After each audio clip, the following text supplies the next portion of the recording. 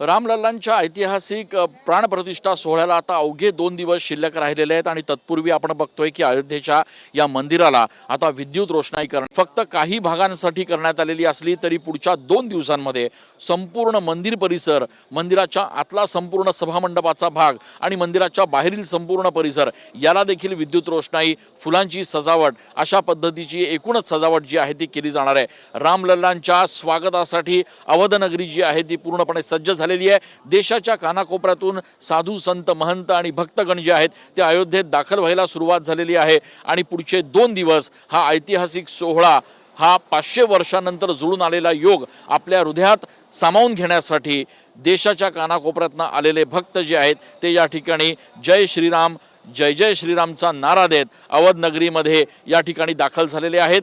मंदिराच्या संपूर्ण परिसराला केलेली ही विद्युत रोषणाई, ही सजावट बघून येणाऱ्या प्रत्येक भाविकाला इथे याची छबी घेण्याचा मोह आवरत नाही आहे। अर्थात पुढच्या 2 दिवसांनंतर ज्यावेळेला प्राणप्रतिष्ठा पूर्ण होईल आणि हा संपूर्ण परिसर विद्युत रोषणाईनं फुलांनी सजवला जाईल त्यावेळेचं मनमोहक दृश्य जे आहे ते ऐतिहासिक आणि आयुष्यभर मनात सामावून ठेवलं जाणारं अशा स्वरूपाचं असणार आहे। कॅमेरा पर्सन आकाश येवलेसह मी चंदन पूजाधिकारी TV9 मराठी।